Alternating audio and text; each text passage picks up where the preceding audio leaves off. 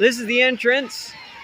I will say it's a lot less chaotic on non-field trip days, but anyhow, so once we get inside, I'll start shooting some video and taking a few pictures to show what Greenfield Village is all about. Here's one of the trains they run here at Greenfield Village. This is a diesel-powered shuttle. They run it on busy days. The Edison is a steam-powered train. It's running today also, but they're running two around the circuit because they're pretty loaded right now with kids. But anyway, we're just inside the entrance. Get ready to head into the village. All right. All kinds of interesting stuff on display here. We're headed out towards Firestone Farm. This is a working farming operation. They plow all these fields by horsepower, actual horsepower, and then there's sheep grazing in these fields frequently, but they're all over in the barn right now.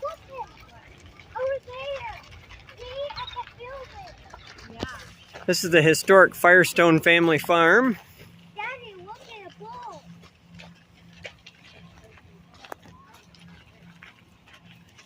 Wiggles wants us. This is some of the livestock from the Firestone farm.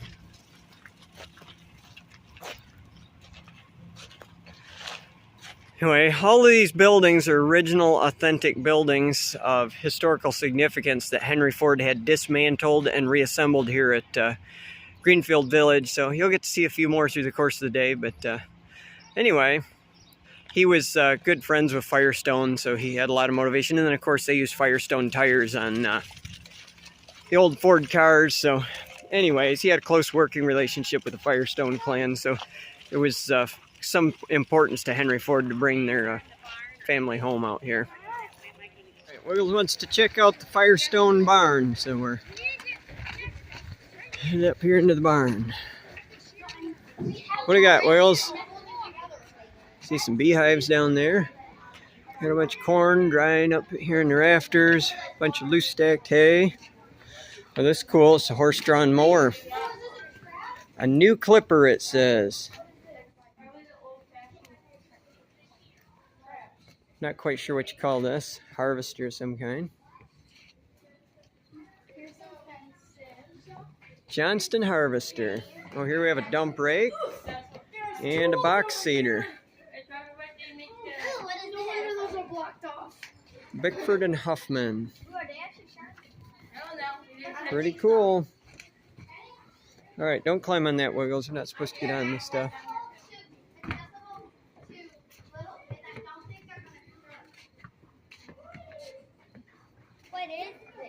That harvests like wheat and stuff. Oats, wheat. Hey, look at corn. Yep, there is some corn up there in the rafters. And a bunch of hay over there. All right, well, let's go on with our tour.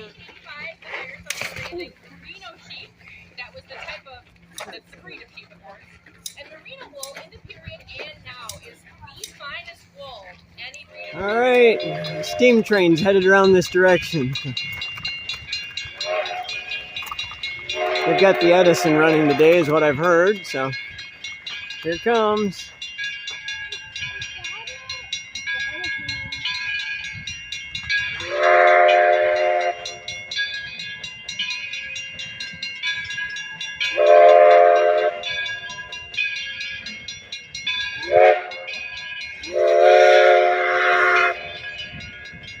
Wave, Wiggles, wave!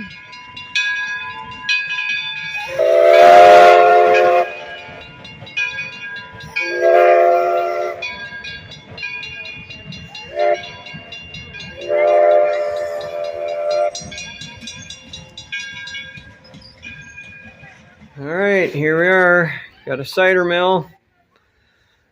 It says this one was from Martinville, Michigan.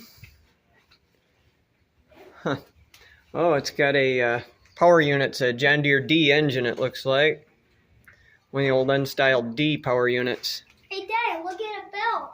Yep, flat belt drive, up, in, and over. It's a screwed operated press. Driven through flat belts and clutches, I'm sure. You see the big platens where they load her up with apples and squish them. There's the chute coming down from the grinder in the attic. Pretty cool stuff. Hey, Dad, can we go up there and see what's going So this is kind of the artisan section here. This is a ceramics kiln. So here on the right, this is a ceramic shop. There's a print shop over there. There's a sawmill over in this building. Over on that side is a glass works.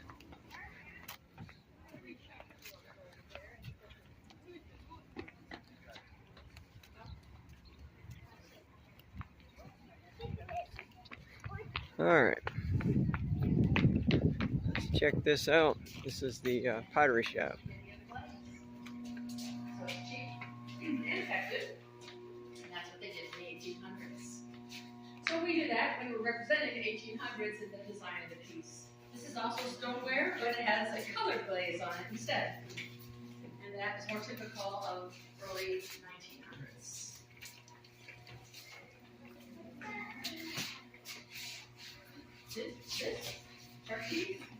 This is called pyrometric cone.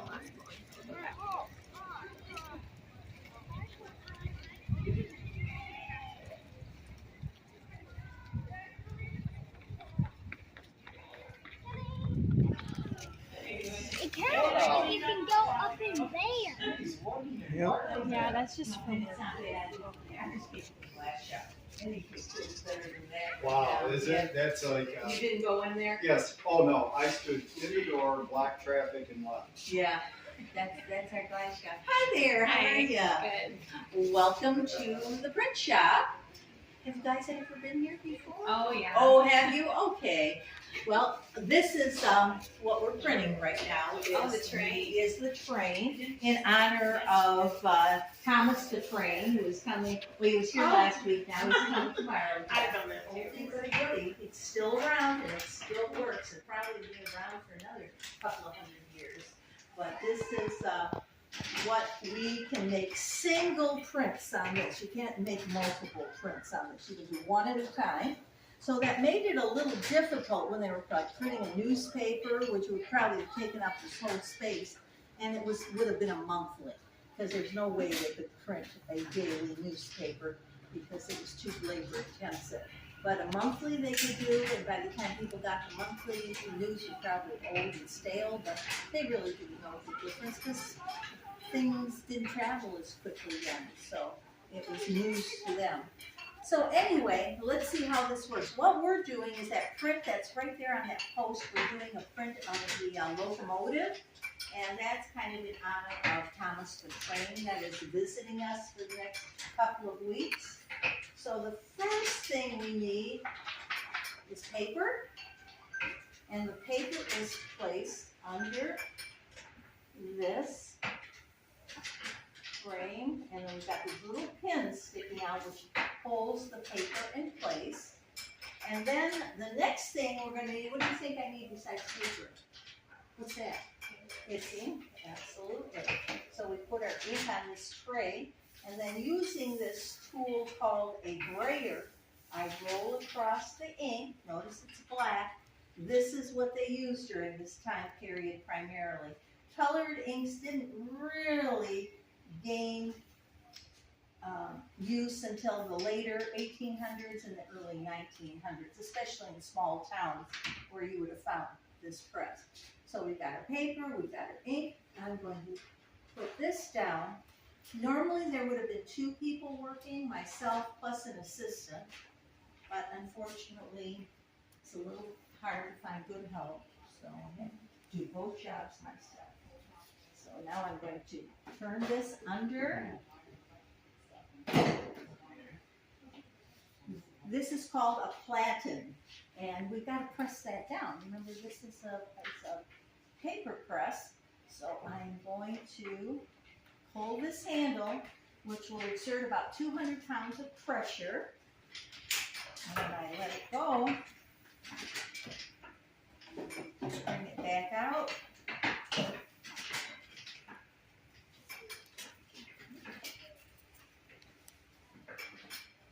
We have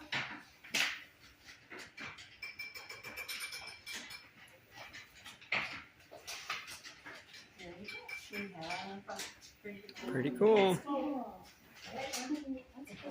So that's how we do that. But again, one at a time, And this would have been carved by some kind of artist, and it would have been carved out of, they could do metal, they could do wood, they could do, well, they use linoleum over on that side. Here's another kind of cool one. This is wood. It's like a little drum that they would have used. Donut right there in clear glass. Just gotta make sure it's got a clear opening right through the whole pipe so you can blow it there. And in our garage furnace, we have a cup. It's shaped like a thick shot glass. They weren't doing it And you'll take the donut and pick up the cup of that, and then just the top of it, it will hold on to there. When you're sure you got a nice strong bond, you pull it out and start turning it back into the We're a production facility. This is their 9-to-5 job, and we make things.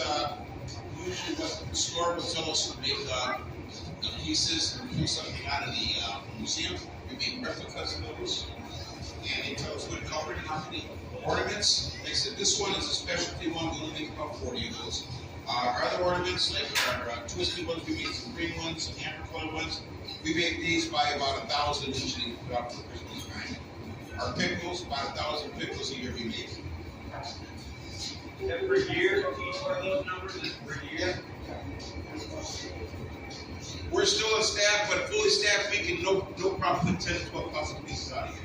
Right now, we're probably good for about 8, maybe 10.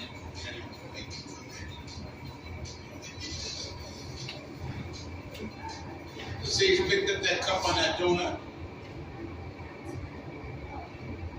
Now we'll heat it all up. We like to work with our glass between 1,600 and 2,000 degrees. 2,100 degrees is what keeps it like loud. Every time we touch and do something to it, it cools it down a little bit. We have to keep putting it back in our reheating furnace. That reheating furnace right there is running at 2,300 degrees. All our furnaces are fueled up by natural gas. You hear the brushing sound in the background. We got gas going in there, and we're also piping air or oxygen into there, and that gives our higher temperature. Rosie, by carrying that in, this is what we're making here in our tricolor.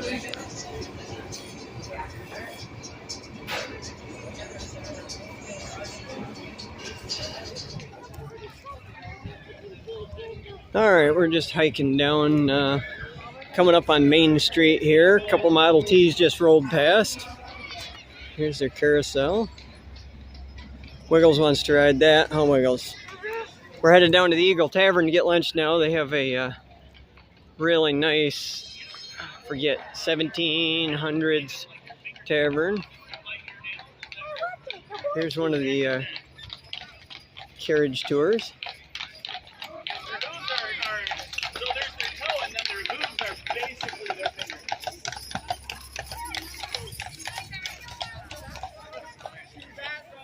All right, this is the Eagle Tavern.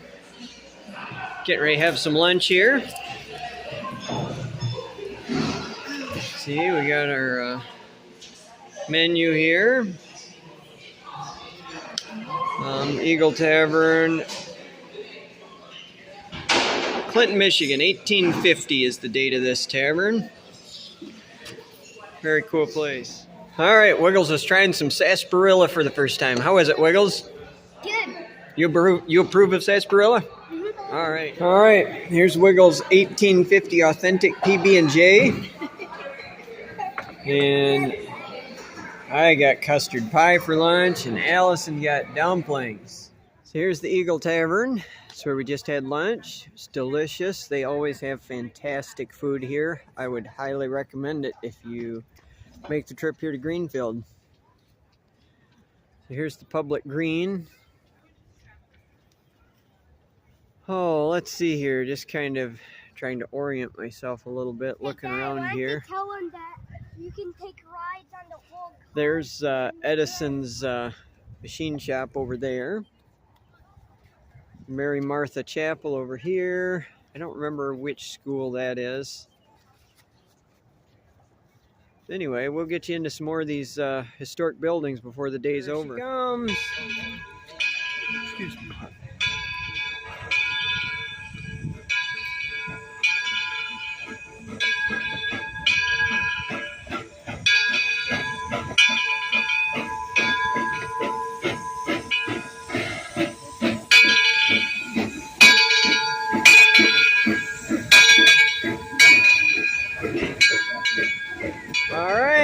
Gonna go for a ride, Wiggles?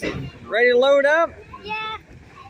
You're on in the countryside, so the station master and Here we family go. were allowed to live at the depot and conduct railroad operations. If you get a chance, you can stop by. Marm will be happy to tell you the history of the depot. I don't remember ever going in there. We'll have to check that out when we get back. Toledo Milwaukee Roundhouse. This comes from Marshall, Michigan, and was built in 1883 to service and maintain steam locomotives. We carry on that tradition today as a working roundhouse with the 3 coal-fired locomotives and diesel electric that we operate here during the season.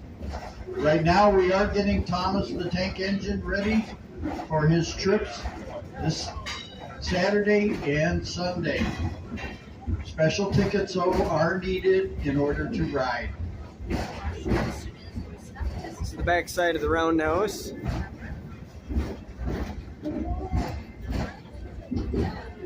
We're now coming up to our Firestone Farm District. This is the Firestone Farm that was home to Harvey Firestone, founder of the Firestone Rubber and Tire Company.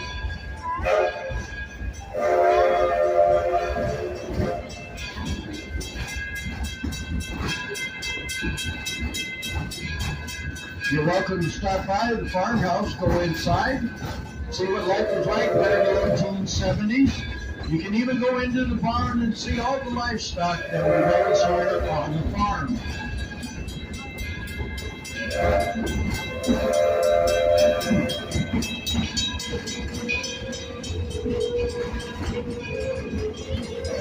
It's the Harvey Firestone Farm that we visited on our way in.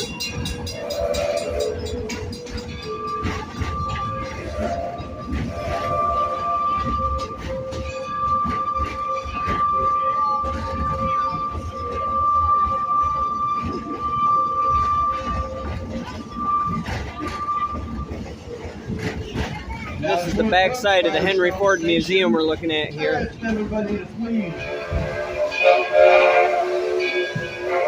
Here we go, we're rolling out of the entrance gate station here. So there's where you enter Greenfield Village at. We just made a stop at this station to pick up more passengers. And now we're headed on around the village. The farmhouse that we'll be approaching was the birthplace of Henry Ford. He was born here in July of 1863. The farm is located just outside of Detroit. There's the engine. 70 acres, and the family raised sheep.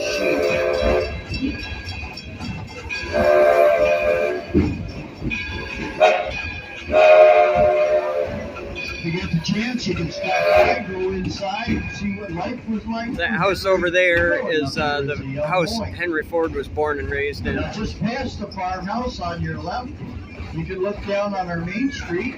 Here you'll find the Right Cycle Shop, Right Home, Ford Motor Company, Mary Cohen's Millinery, and our 1913 Herschel Spillman Carousel.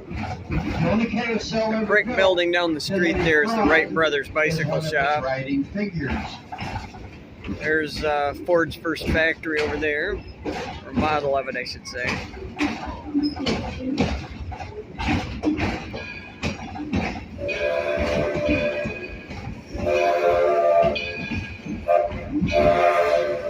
Another engine parked on a siding here.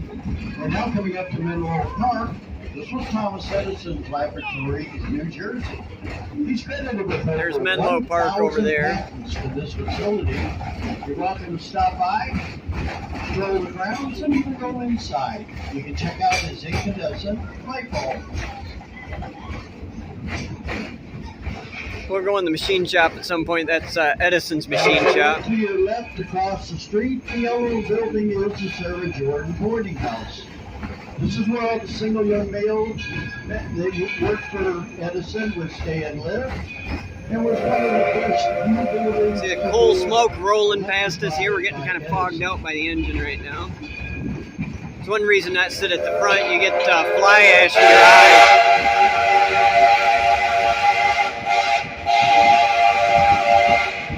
Apparently somebody was on the tracks.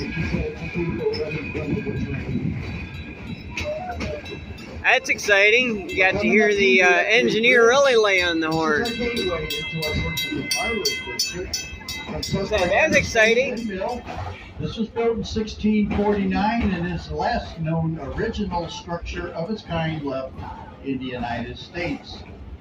If you ever want to experience colonial living, our Daggett farmhouse next to it predates the American Revolutionary War. Was built in 1754. If you ever Pretty impressive. I don't know if you hear that. 1754 on this Daggett family farmhouse here. Back in our colonial days. You can even ask them what Big baby, you're gonna get him they are dusted. going to plant in the garden for food for this summer.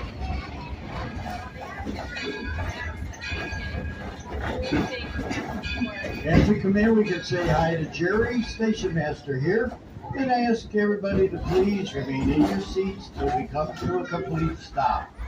Once the whistle sounds, it will be safe to exit on the left-hand Turn to Smith's side. Creek. Please, wait for that whistle.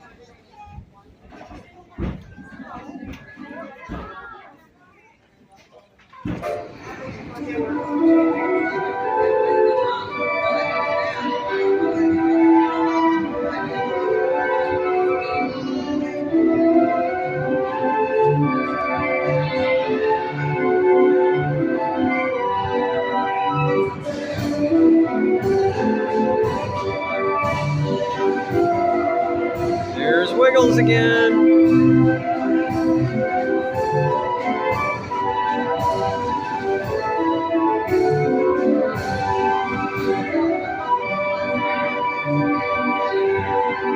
There's Wiggles waving at us.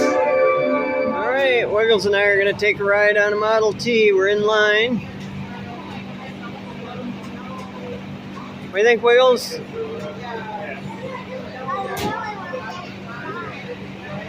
There goes that one.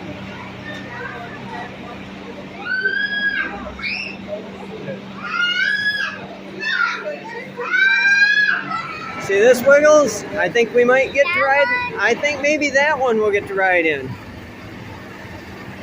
Come on over here. Stand right here.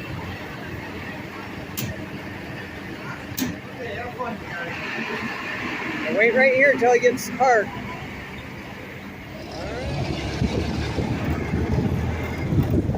How are you folks today? Awesome, you? I'm well. Where are you from? Over on the west side, over by Allegan. Have you ridden in a Model T before? Yep, Lots of times or just a couple? just a couple. So we're coming up on what, if I remember correctly, is the oldest home in Greenfield Village, isn't it?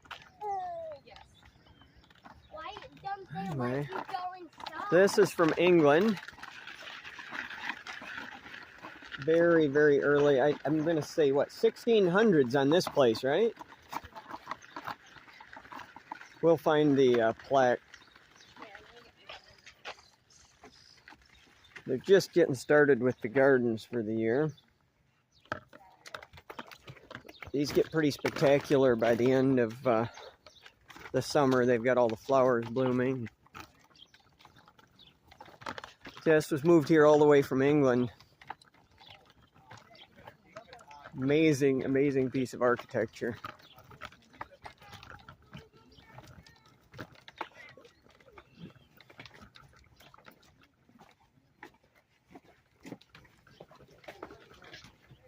Dad, come on. All right, let's go on in. Look at those big stones the floor is made out of. Yeah, they're a little too bumpy. I'm having trouble pushing Cupid's stroller around. Oh, look, they've got a display of pewterware in here. Look at that big fireplace where they cooked.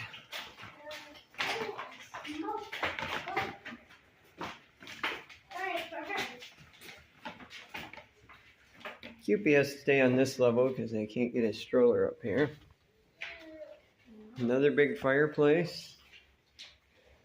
We'll find the plaque. I forget how many generations of the family that owned this, they said, lived here. I mean, look at this. This is a window latch worn into the stone over time. Amazing. All right, there they go on their bus ride. Wave, Wiggles. Have fun. There goes Wiggles taking a cruise on the Model AA bus.